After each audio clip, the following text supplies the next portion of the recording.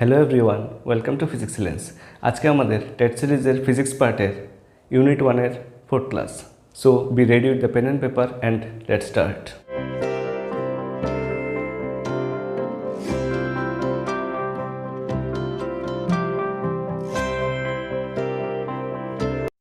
Question number 31.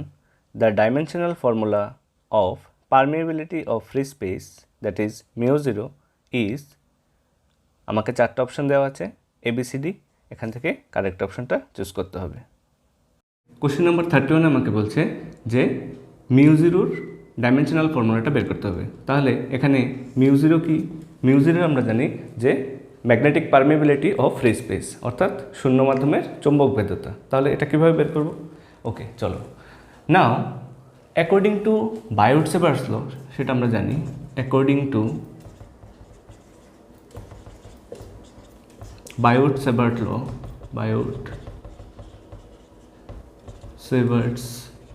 According to Biot Savart's law আমরা এটাকে লিখতে পারি। এখন আমরা এক্ষেত্রে ডিরাইভ করছি না, জাস্ট ফর্মুলাটা লিখে নিচ্ছি যাতে করে আমাদের ইজিলি আমরা সেটা বের করে নিতে পারি।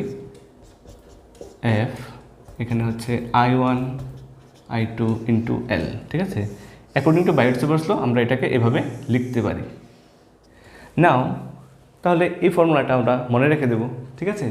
নাও এখানে দেখো, তাহলে আমরা তো জানি এক্ষেত্রে যে 4পাইটা আছে এটা একটা কনস্ট্যান্ট, কাজে এটা একটা মানে 4পাই তো কোনো ডাইমেনশন নেই, এটা একটা ডাইমেনশনলেস কোয়ান্টিটি।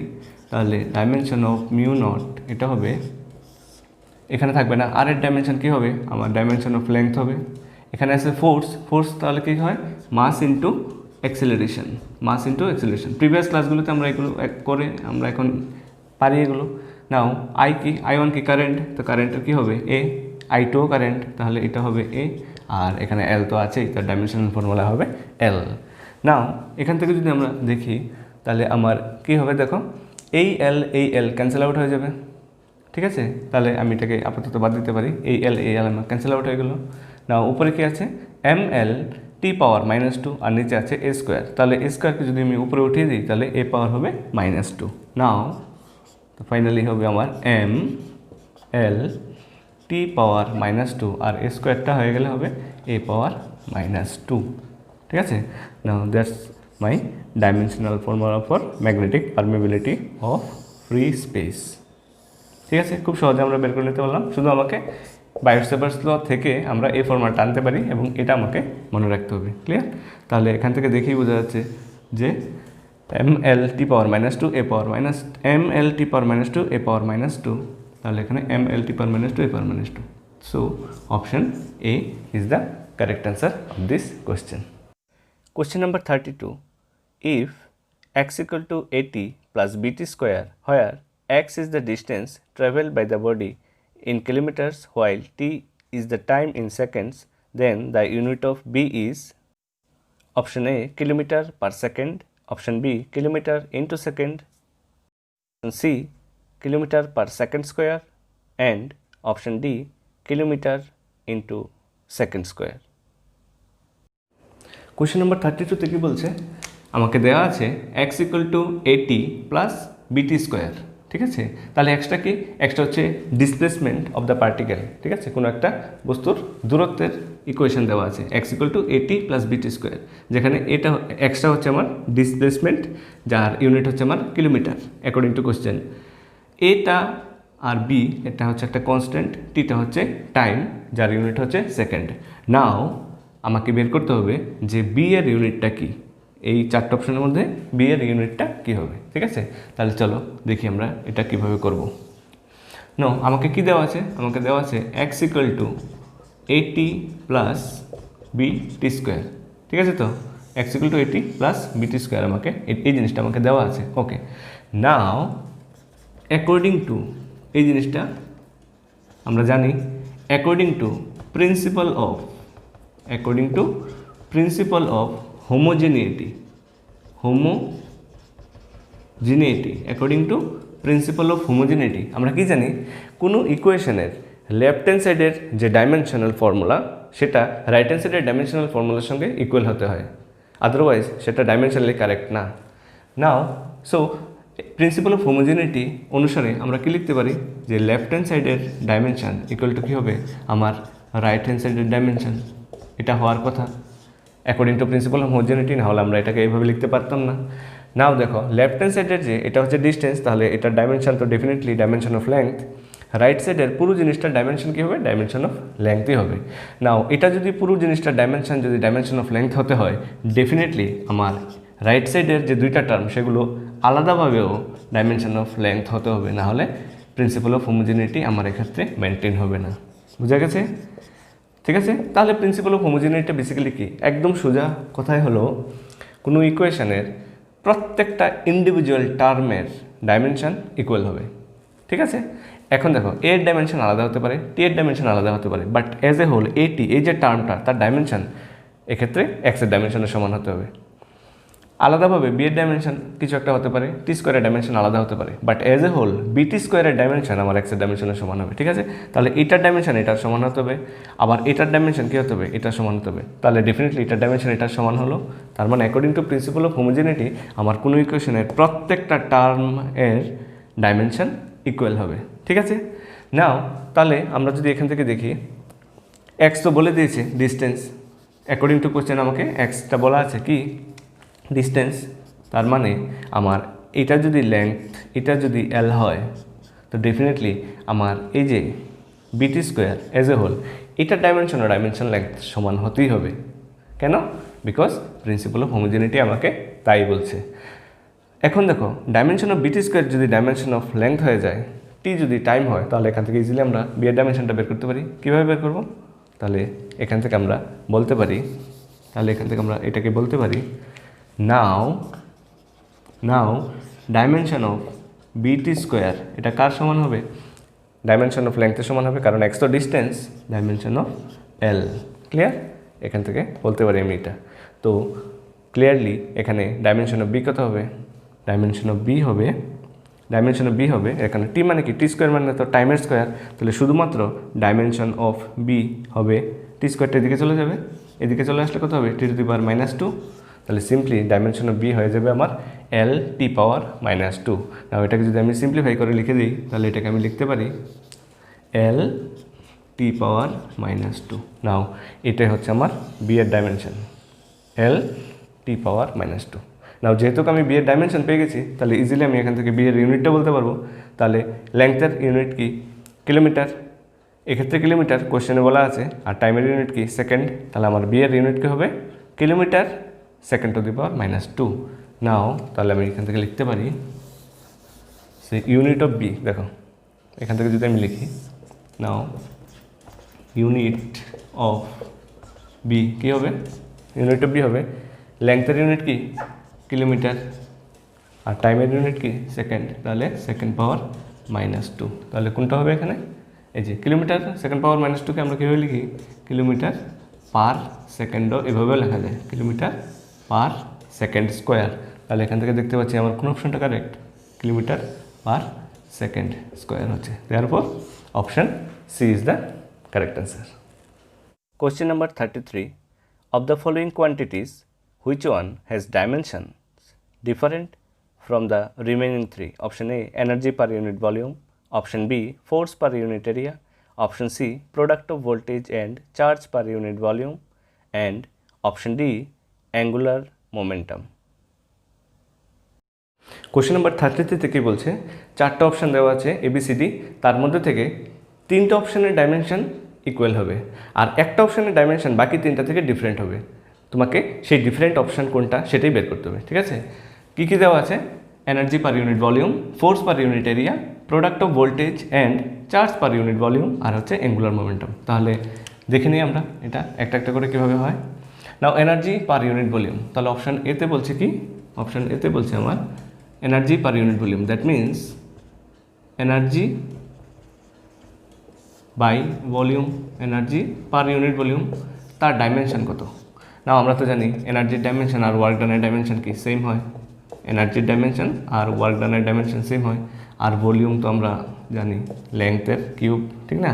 নাও ওয়ার্ক ডান মানে কি, ওয়ার্ক ডান মানে ফোর্স ইন্টু ডিসপ্লেসমেন্ট। তাও ফোর্স কি আমরা অলরেডি এগুলো জানি, ফোর্স মানে হচ্ছে mass into acceleration, mass into acceleration, তার মানে এম এল টি পাওয়ার -2।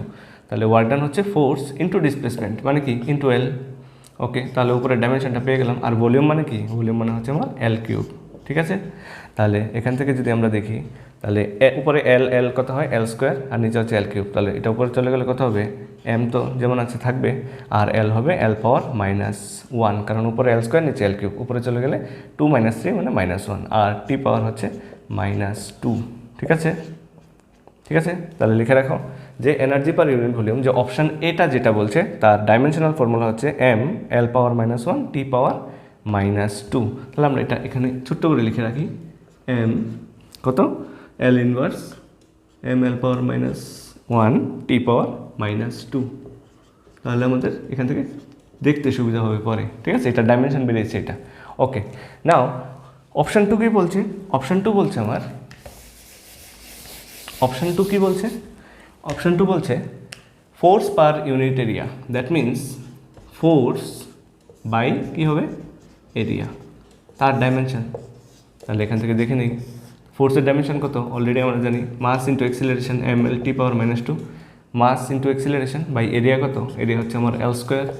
তাহলে এটার ডাইমেনশন কত হবে, এটার ডাইমেনশন হবে এম, উপরে আছে একটা এল নিচে আছে দুইটা, উপরে চলে গেলে এল পাওয়ার -1 টি পাওয়ার -2।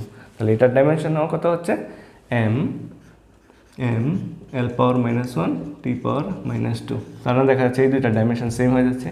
তাহলে বাকি অপশান দুইটা থেকেই একটা কারেক্ট হবে আমাদের, মানে সেম হবে না, সেটাই হবে আমাদের কারেক্ট অ্যান্সার। ঠিক আছে, তাহলে চলো দেখে নিই অপশান, অপশান সি কী বলছে, অপশান সি বলছে product of voltage and charge per unit volume, charge per unit volume আর ভোল্টেজ তার প্রোডাক্ট মানে তার গুণফল।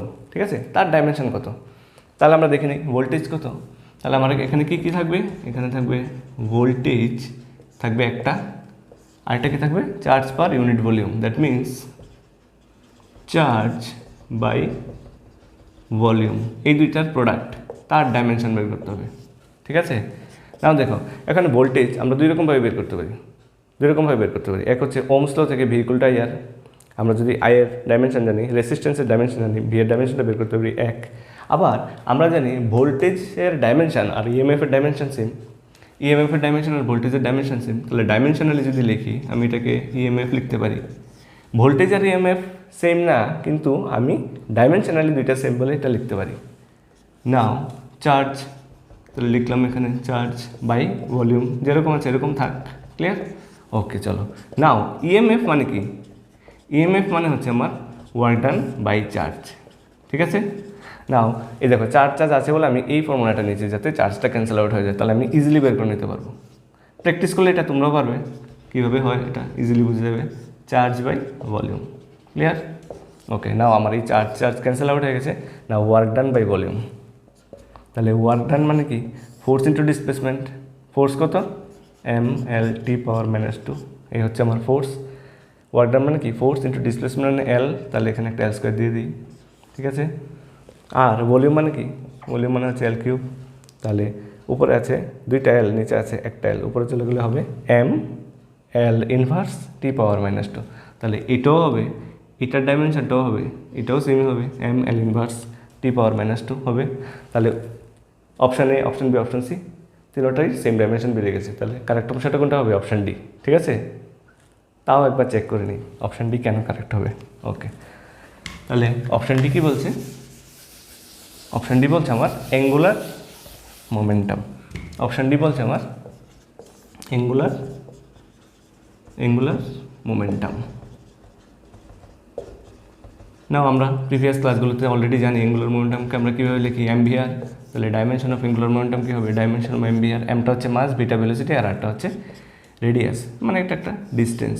তাহলে মাস এম, ভি মানে কি এল টি ইনভার্স, আর আর মানে কি, আর মানে তো ডাইমেনশন এল।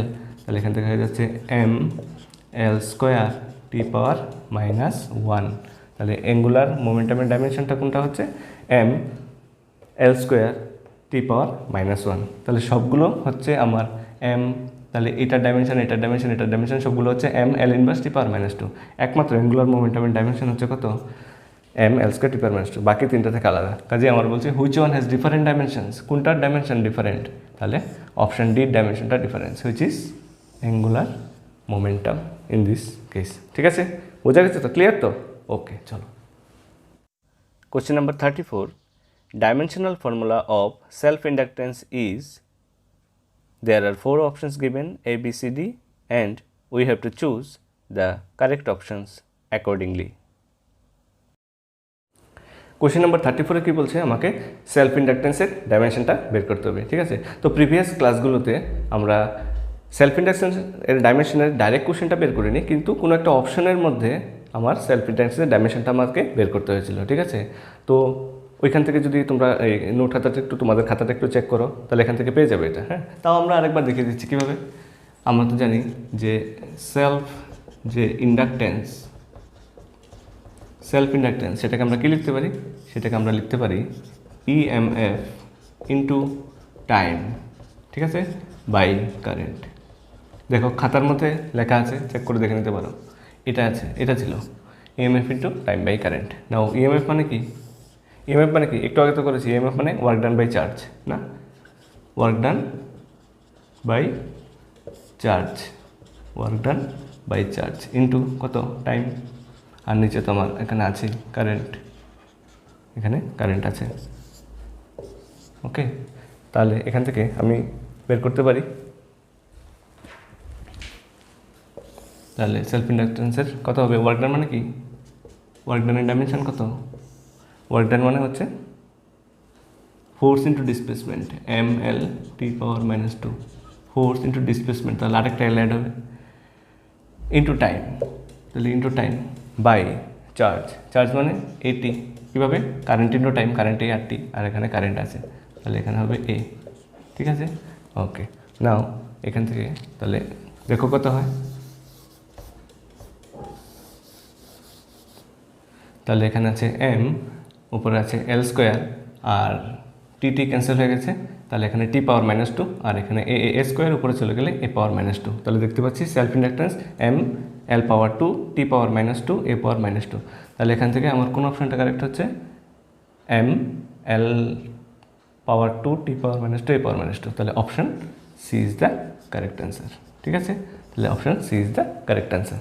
আচ্ছা, এক্ষেত্রে ইন এডিশন বলে রাখি, আমাদের যদি আসে যে what is the SI unit of self inductance, তাহলে কি লিখ,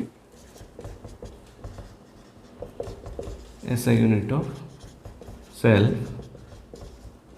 inductance ইকুয়াল টু হচ্ছে আমার হেনরি, সায়েন্টিস্টের নাম। ঠিক আছে, Henry.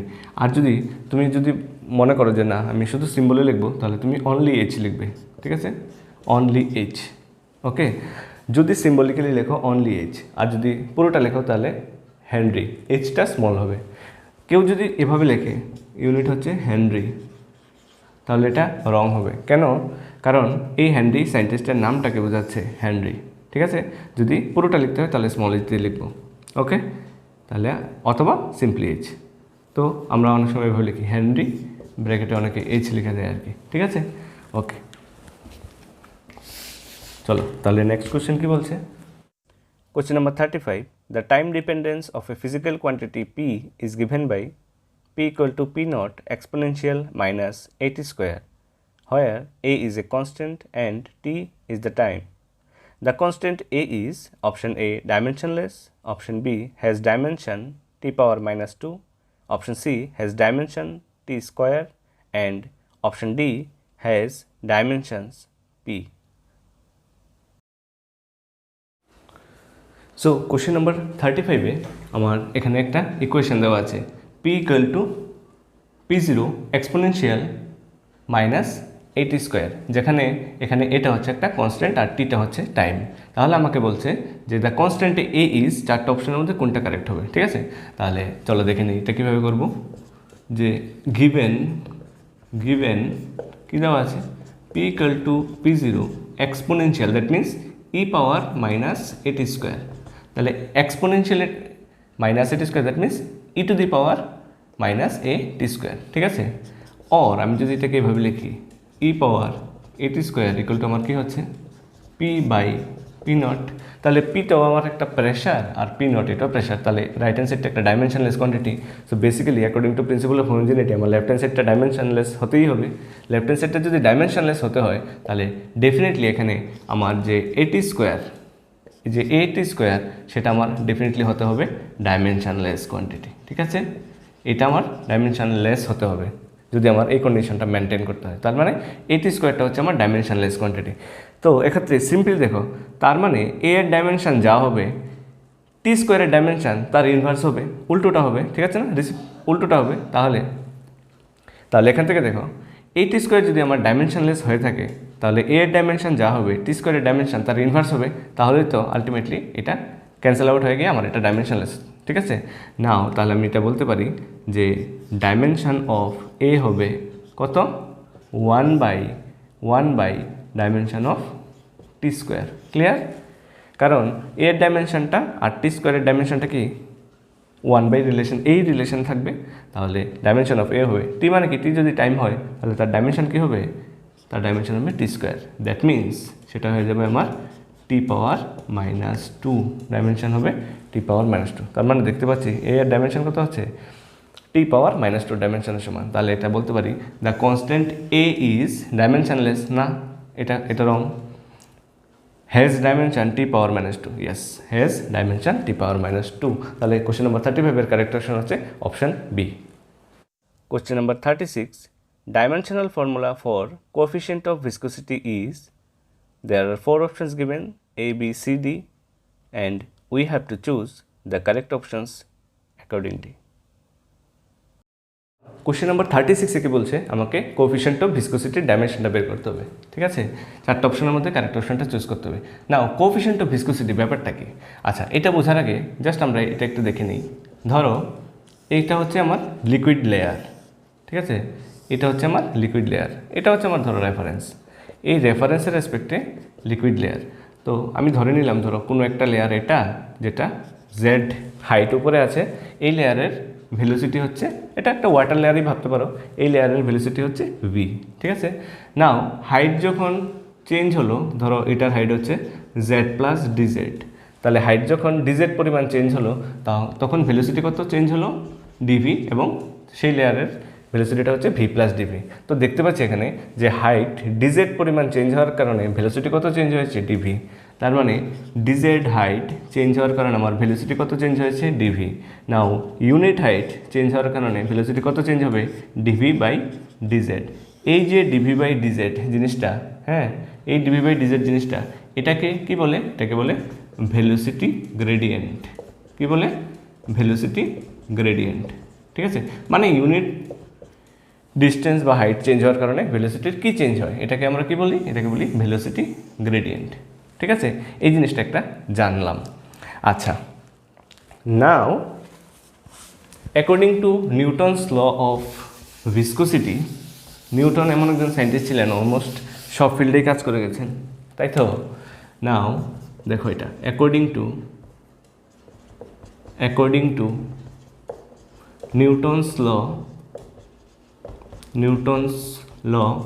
Of viscosity, according to Newton's law of viscosity. ঠিক আছে, কি বলেছে, বলছে এই যে ভিসকাস ফোর্স এফ, এটা proportional to area of contact, মানে দুইটা লেয়ারের মাঝখানে যে কন্ট্যাক্ট এরিয়া তার সঙ্গে প্রপোর্শনাল। এই ফোর্সটা আবার ভেলোসিটি গ্রেডিয়েন্টের সঙ্গে প্রপোর্শনাল। নাও ভেলোসিটি গ্রেডিয়েন্ট কি একটু আগে দেখলাম জাস্ট। ঠিক আছে, এখন এই দুটাকে যদি কম্বাইন করে লিখি তাহলে আমরা লিখতে পারি F proportional to A into dv by dz. ঠিক আছে, হ্যাঁ, F proportional to A dv by dz. এখন এই প্রপোর্শনাল সাইনটা উঠালে আমরা কি জানি, একটা কনস্ট্যান্ট দিতে হয়, এই কনস্ট্যান্টটার নাম হচ্ছে ইটা। এ আর ডিভি ডিজেড তো আগেই ছিল, তাহলে এখান থেকে পেয়ে গেলাম কি, F equal to viscous force F equal to eta A dv dz. এই যে ইটাটা, এই যে এখানে ইটা, এই ইটাই হচ্ছে আমার কি, কোএফিশিয়েন্ট অফ ভিসকোসিটি। ঠিক আছে, এই ইটাটাই হচ্ছে আমার কোএফিশিয়েন্ট অফ ভিসকোসিটি। এখন ইটার ডাইমেনশনটা বের করতে হবে, তাহলে তো আমি ফর্মুলা পেয়ে গেলাম যে viscous force F equal to eta A, A মানে হচ্ছে এরিয়া, ডিভি বাই ডিজেড। তাহলে এই ফর্মুলা পেয়ে গেছি। এখন এই ফর্মুলাটাকে কাজে লাগিয়ে আমি কোএফিশিয়েন্ট অফ ভিসকোসিটির ডাইমেনশনটা বের করে নিতে পারবো। ঠিক আছে, চলো কীভাবে করবো। এখন তো আমি ফর্মুলা পেয়ে গেছি, এখন ব্যাপারটা ইজি হয়ে গেল। নাও তাহলে আমি এখান থেকে কি লিখতে পারি, এখান থেকে আমি লিখতে পারি অর এটা লিখে নিই আরেকবার, যে F equal to eta A dv dz. এখানে ইটাটা হচ্ছে coefficient of viscosity. Clear? Okay, তাহলে এখান থেকে নাও এখন তো ইজি হয়ে গেছে আমার। তাহলে ইটা ইকুয়াল টু কত হবে, ইটা ইকুয়াল টু হবে F by A dv dz, F by A dv dz. Simply change করে দিলাম। তাহলে এখানে যেহেতু বাই ডিভি ডিজেড আছে, আমি এটাকে ডিজেডটাকে উপরে দিয়ে দিতে পারি, তাই তো? ডিজেডটাকে উপরে দিয়ে দিতে পারি।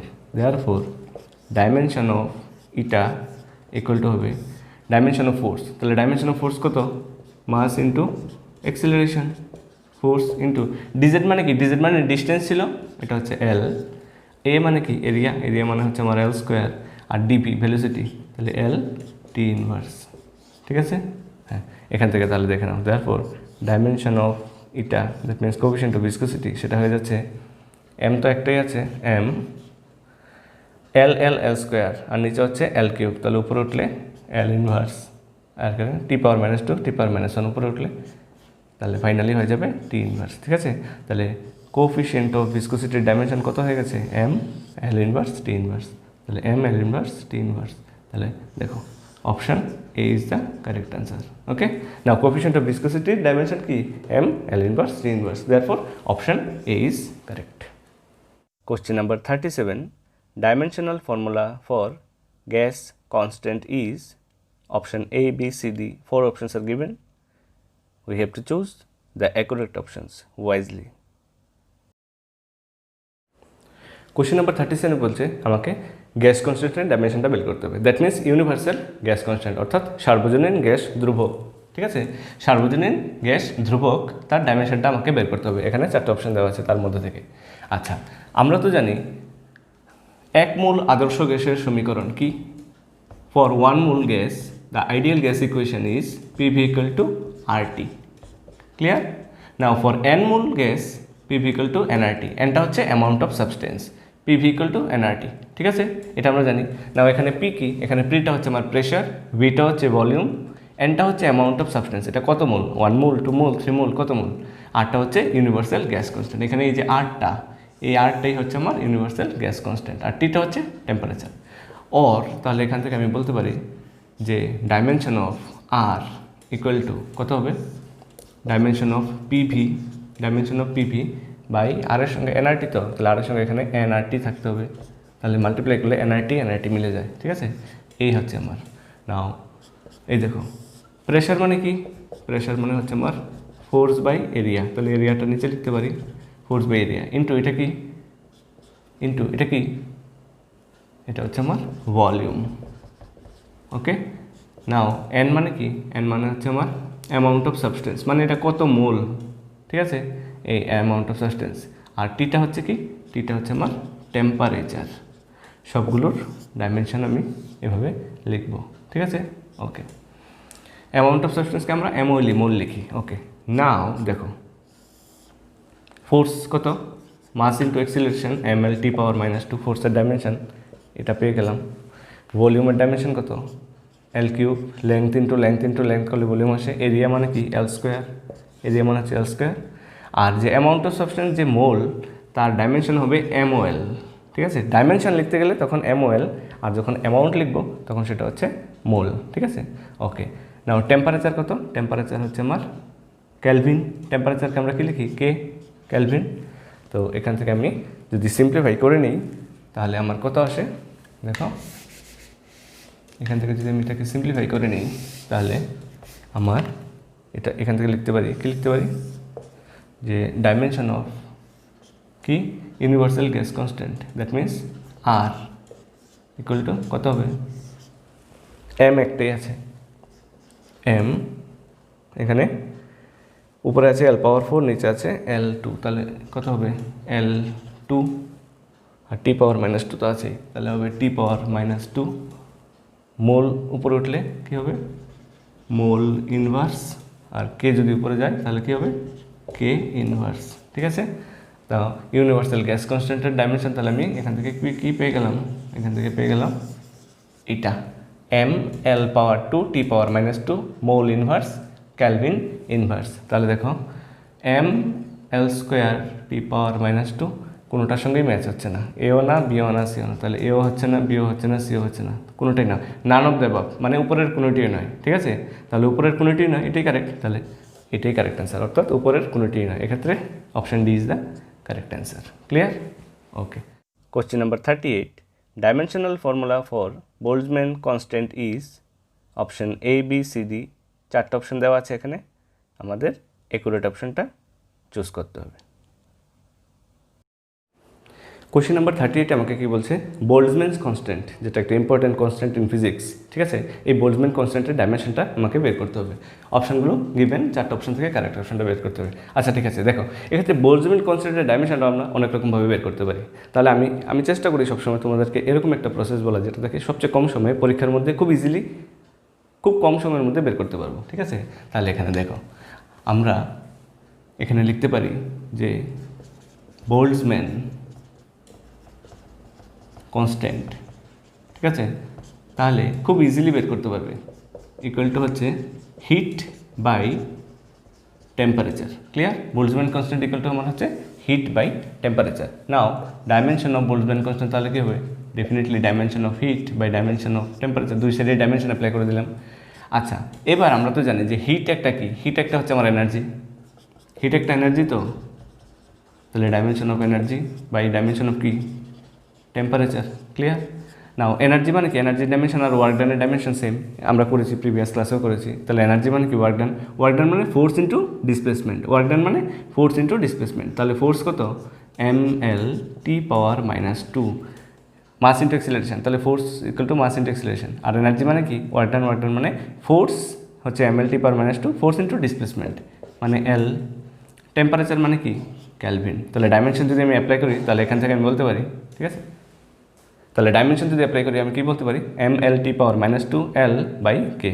তাহলে এখান থেকে দেখো সেটা হচ্ছে এম এল এল হয়ে যাচ্ছে আমার এল স্কোয়ার টি পাওয়ার -2, আর এখানে হচ্ছে কে ইনভার্স, কেটা হয়ে যাবে ইনভার্স। ঠিক আছে, নাও তাহলে আমি এখানে বলতে পারি যে এই যে এখানে এটা ছিল ডাইমেনশন অফ বোল্টজম্যান কনস্ট্যান্ট, এটা কত হয়ে যাচ্ছে, এটা হয়ে যাচ্ছে M L power 2 T power -2 K power -1।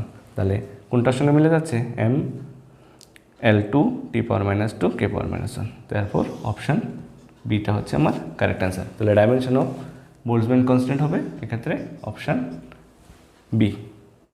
Question number 39, dimensional formula for solar constant is option A M L T power -3, option B M inverse L inverse T power -3, option C M L power 0 t power -3, and option D none of the above.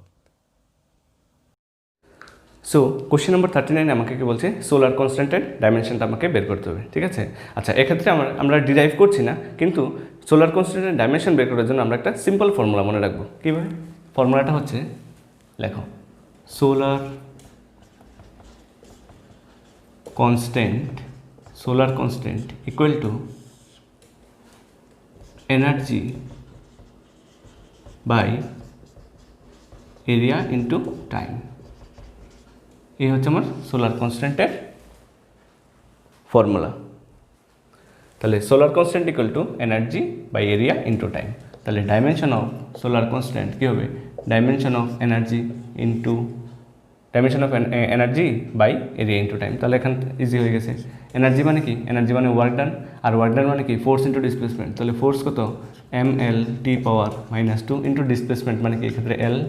Area কত, area হবে আমার এল square into time কত, time হচ্ছে টি। তাহলে দেখো খুব simply আমরা solar constant বের করে নিলাম নোন আমাদের একটা ফর্মুলা অ্যাপ্লাই করে।